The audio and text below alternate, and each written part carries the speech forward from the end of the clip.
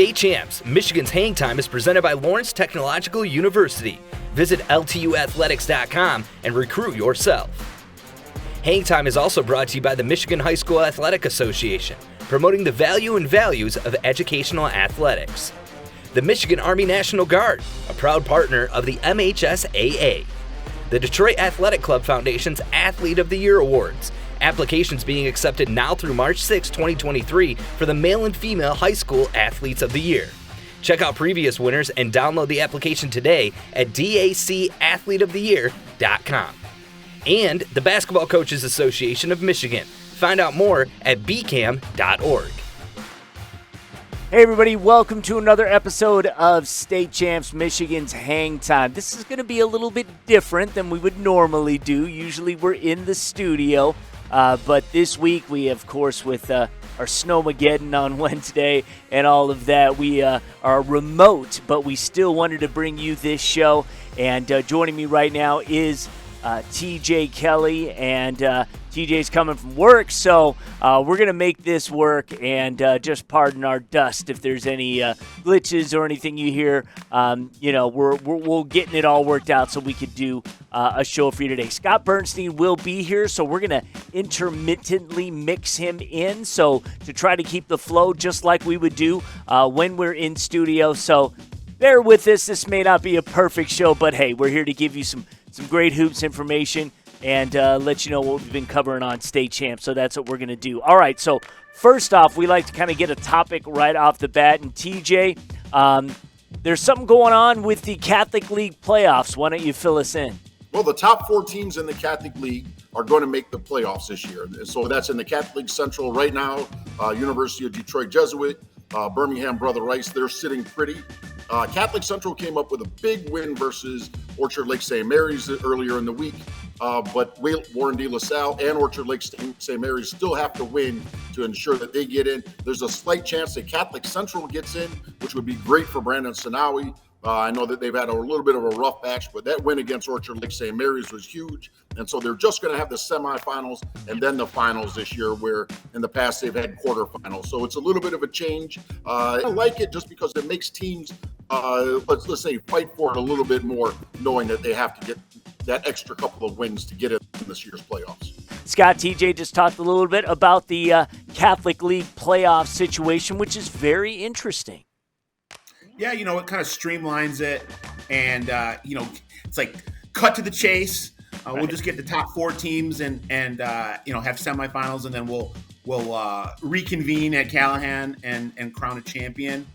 I like it. I think it sometimes in those quarterfinal games or the games before the quarterfinals, they can be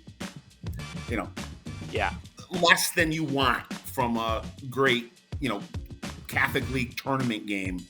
So, I like this, and I think it also, so now it's just kind of a mad dash to the end of February. So for the next month, they're going to be jockeying these 5 great Catholic League Central teams, at least when we're talking about, the big boys.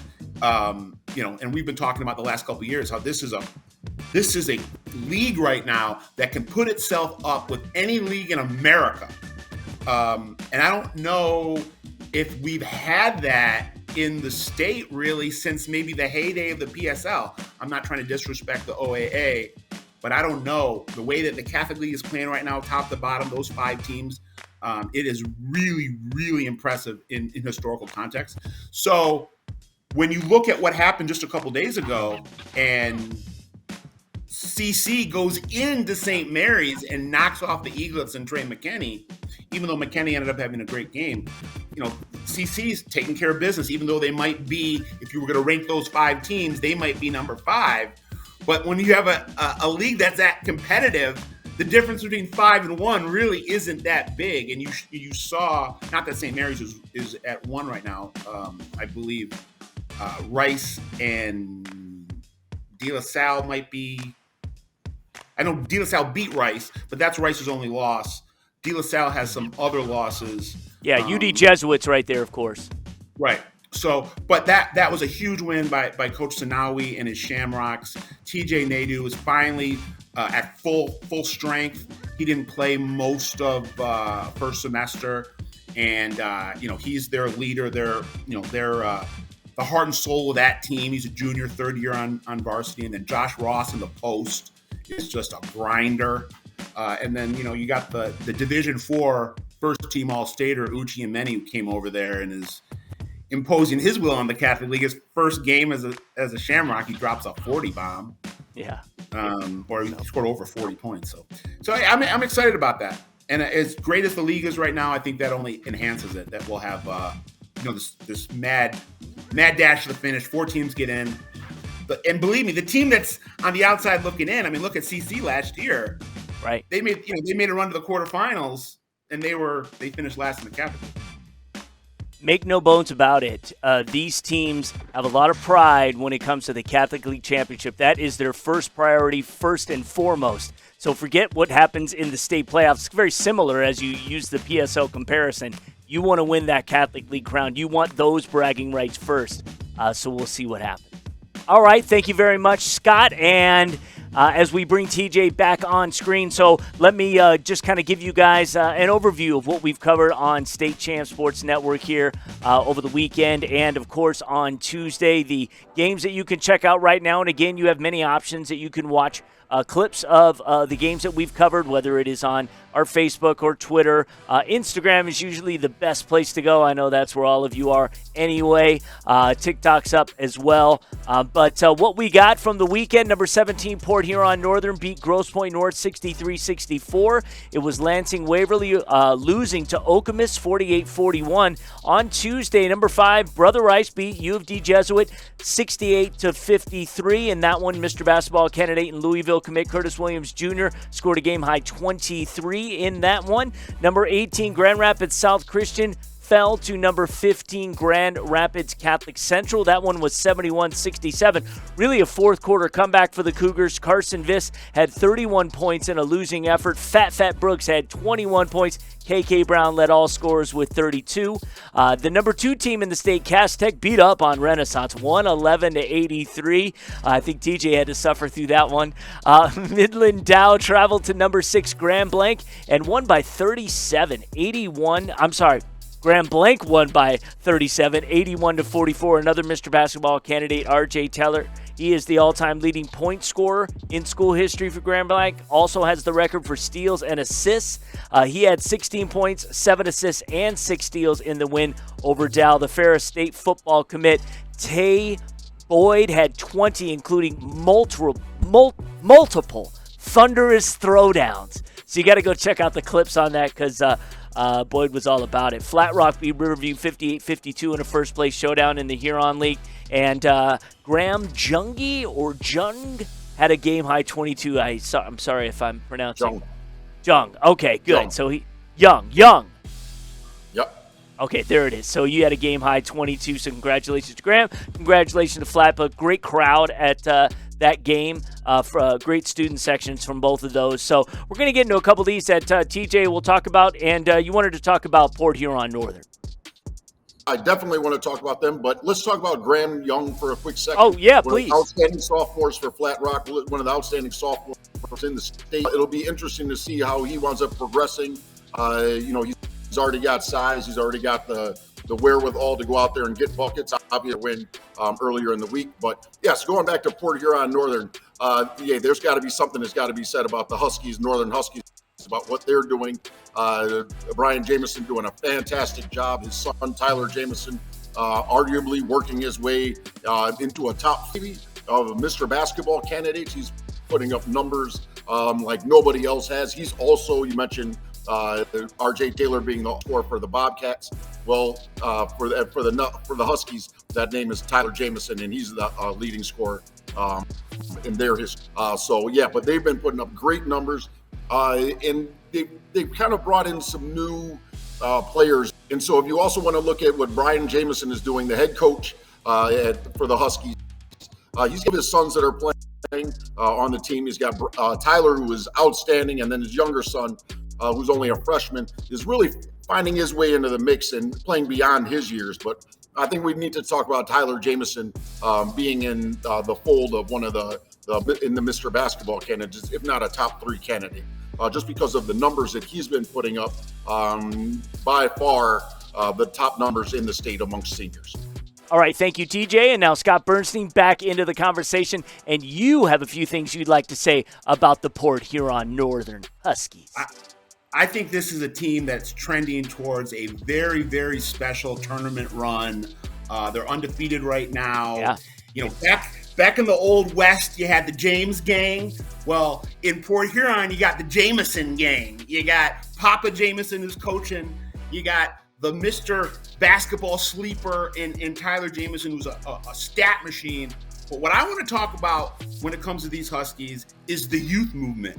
You have a real nice mix of the senior Jameson and his classmates, and then you got baby Jameson, Alex Jameson, right, who's only a freshman, and I think he's having a better freshman year than Tyler did, and that's saying a lot. And you know, Tyler's a guy that really came on as he was great as a freshman, right, but I think he really came onto the scene, you know, statewide as a sophomore and junior.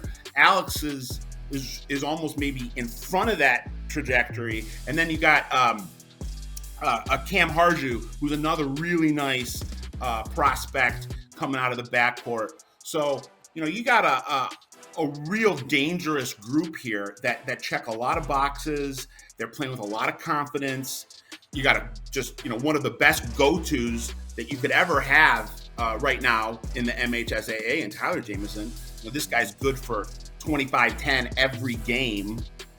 And then what you're getting from these youngsters is just up in the ante. And I think when, you know, you put it all together, you got a really good senior class. You got this youth infusion. You got Papa Jameson as the tactician. I think this is all setting up for, let's get together at the Breslin in March and see if we can win a state championship for those Huskies.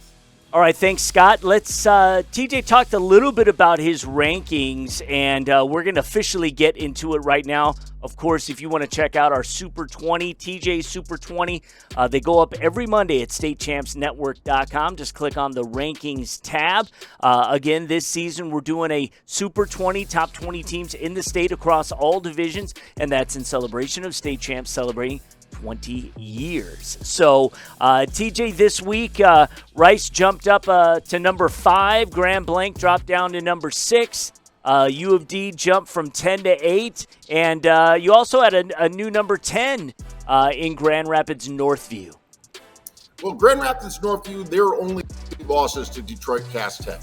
I was struggling to keep them in my top 10 just because I wanted to see what Cass Tech was really, what they were really about. I think that they're obviously number 2 team in the state, but I see how they've been dismantling other teams, and that'd be Cass that, you know, obviously scoring 110 points, which is pretty much unheard of in the high school basketball scene.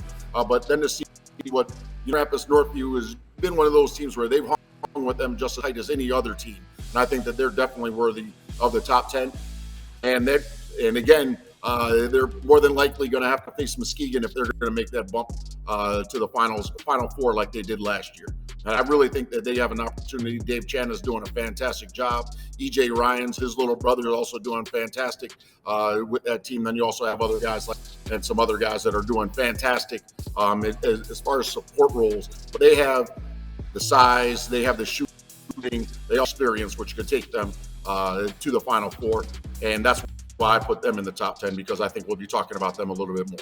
All right, so if you want to check out all of TJ's rankings, there's some brief explanations for his reasoning, why they're in the top 20. And, of course, you've got some upcoming games that they've got on the schedule. Very informative.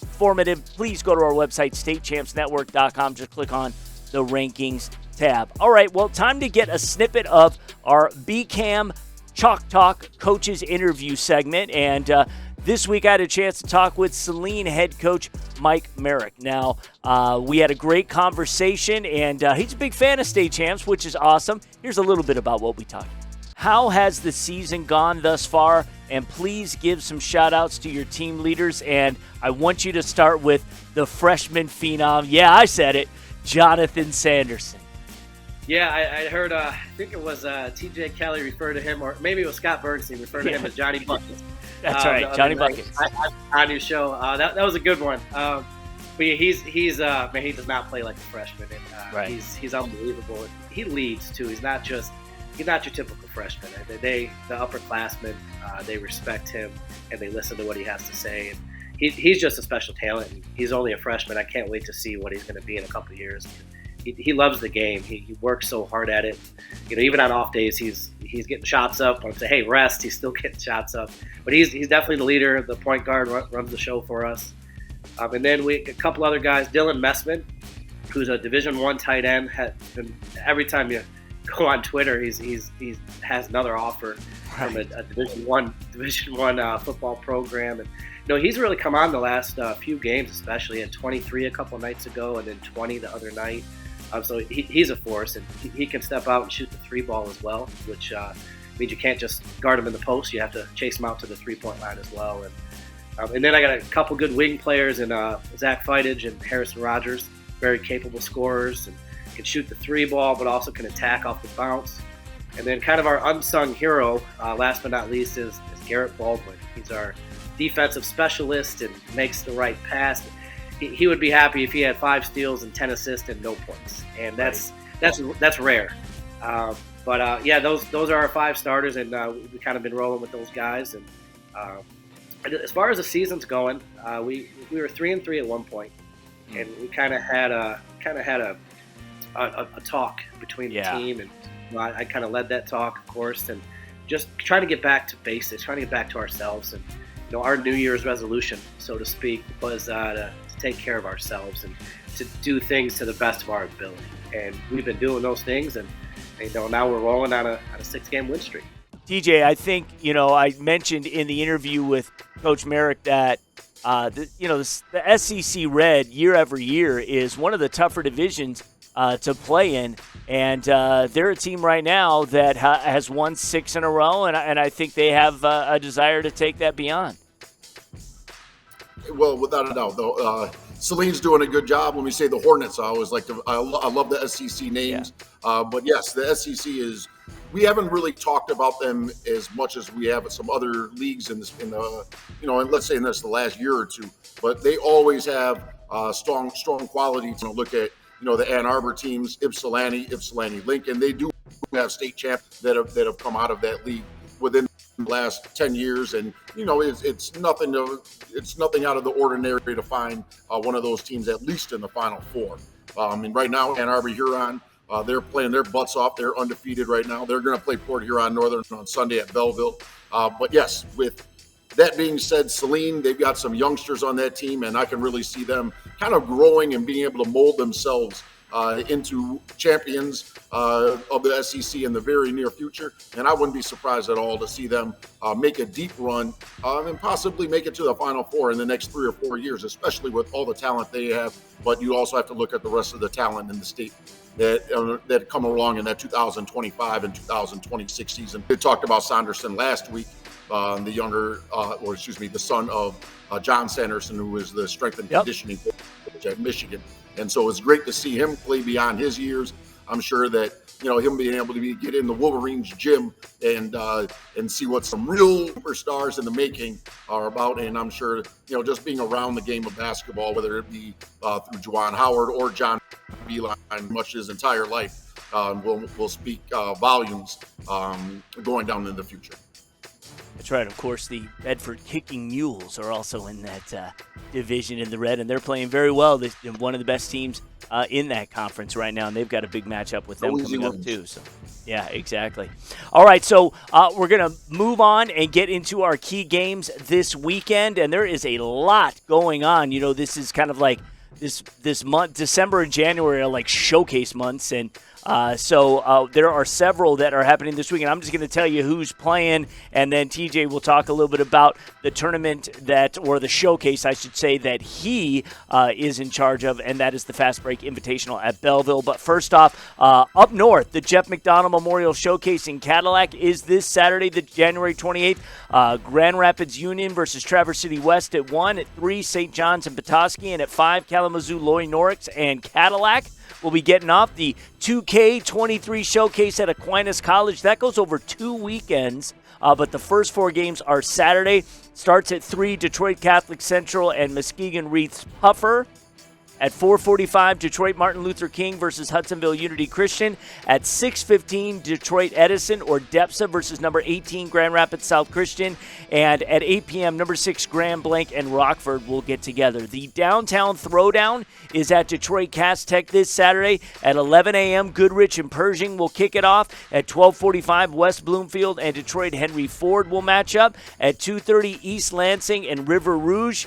At 4:15, Flint Hamady and Detroit UPrep. At 6, Flint Carmen Amesworth and number 3, Detroit Loyola. And at 7:45 p.m., Flint Beecher versus number 2, Cass Tech. And again, Beecher just out of our top 20 rankings.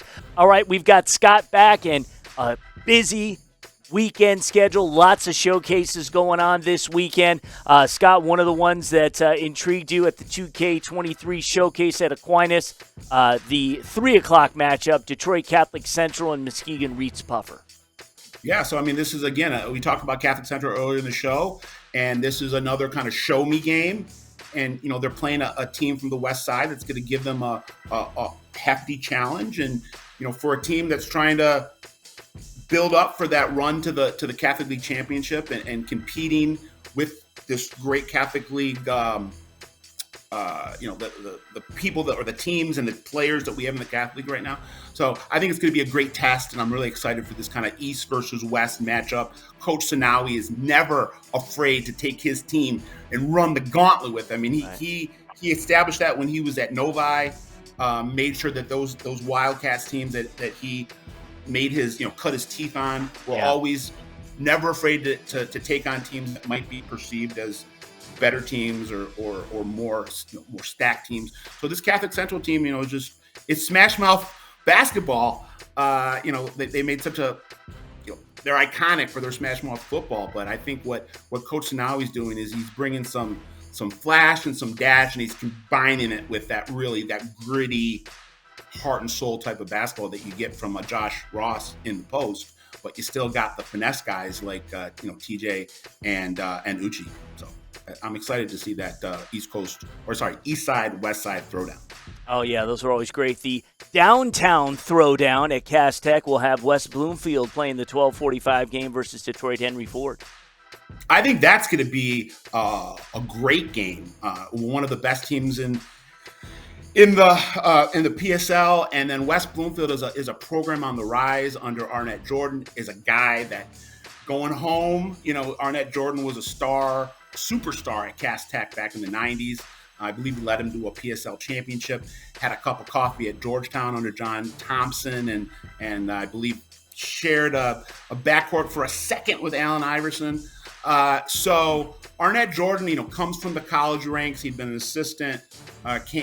Takes the job at West Bloomfield last year. Team had some growing pains, but they're 8-2 right now, playing great basketball. They got a really nice backcourt in Torrey James, the sophomore, and then Donnie Watts, the junior. Donnie Watts came over from the PSL, came over from Renaissance, and is someone that's making a name for himself in the OAA. And Henry Ford is one of those teams that, it's 1,000 miles an hour from the opening tip to the final buzzer. They are like oppressive defense, very fast-paced offense. So it should be a great PSL, OAA, city versus the suburbs. Both teams trying to make a statement as they continue on into league play. And with West Bloomfield, they're playing in a very, very competitive OAA white. Them in Bloomfield Hills, Troy will probably be going down to the wire. And then finally at TJ's event, the Fastbreak Invitational, the 1:30 game is going to have Oak Park versus Westfield Prep.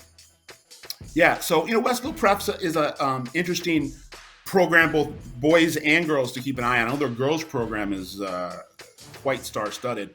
But Oak Park, another program that is trending upward. Durant Shepard came over there 2 years ago, took the reins, had won a state championship at DePores, had gone to the Final Four with Inkster, and he's got this Oak Park Knights team playing very, very disciplined basketball. Sometimes you see these guys, they'll take 2 minutes off the shot clock before they take a shot, and they always get a really good shot. And you never saw that from Oak Park before. And Jerron Shepherd has them playing. It's just very tight. Tight in a good way, not in a way. They play loose, but their game plan is tight. So I really like. They got a lot of great underclassmen. Gian Hutchins is one of the better sophomore guards in the area. Robert Smith and Jason Harris are very good. They complement him. Gion's got a brother that is also very talented. And then in the middle, Lawan Holloway, who's just a bruiser in the post, a guy that's good for 10 points, 10 boards every game. So that should be an intriguing city-suburbs matchup. And I just think that both West Bloomfield and Oak Park have their coaches in place probably for the next decade plus. And you're going to be seeing some really good basketball from these two programs that were kind of sleeping giants. I mean, Oak Park had some ups, but probably more downs than ups. And then with West Bloomfield, they had that memorable run to the Final Four. I think it was in 17 or 18. Yeah.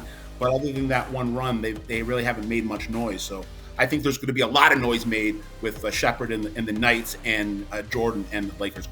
Now let's get to TJ's event, which is going to be Sunday, January 29th at Belleville, the 2023 Fastbreak Invitational. At noon, Waterford Mott versus Hamtramck. At 1:30 p.m., Oak Park and Westville Prep.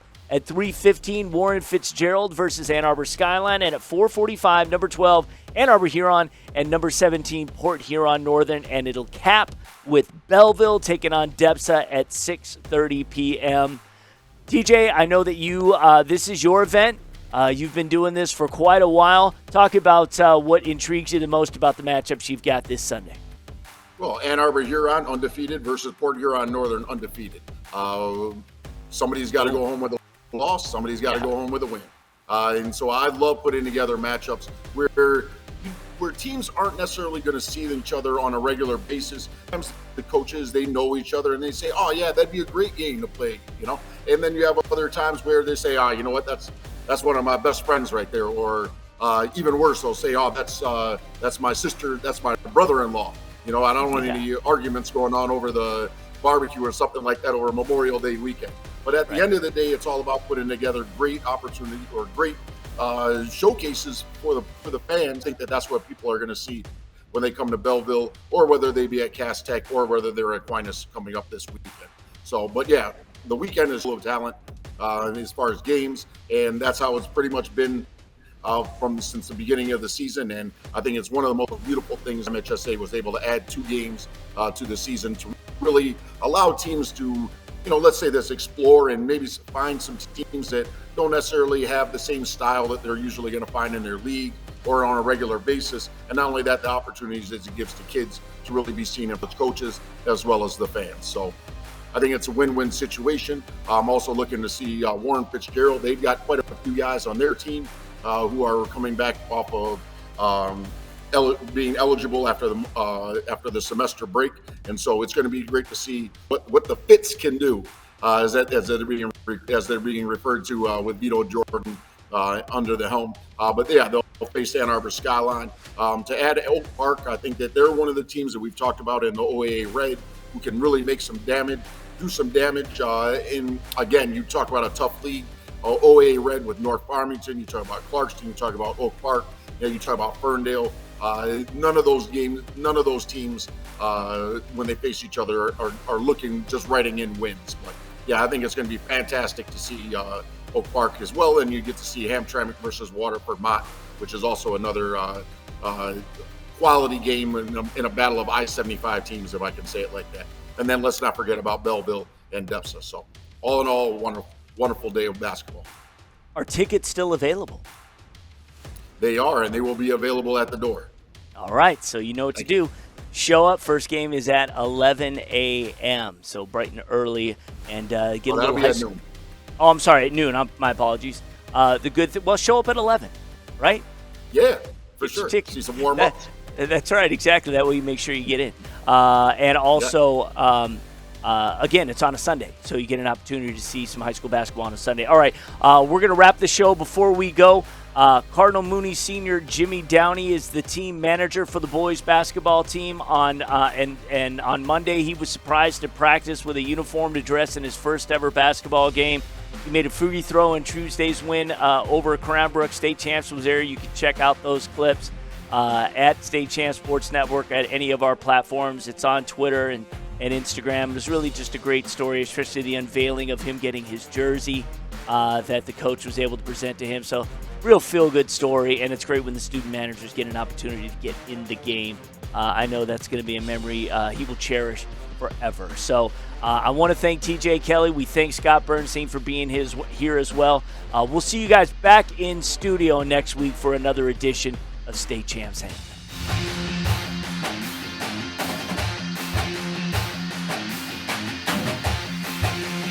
State Champs, Michigan's Hangtime is presented by Lawrence Technological University. Visit LTUathletics.com and recruit yourself. Hangtime is also brought to you by the Michigan High School Athletic Association, promoting the value and values of educational athletics. The Michigan Army National Guard, a proud partner of the MHSAA.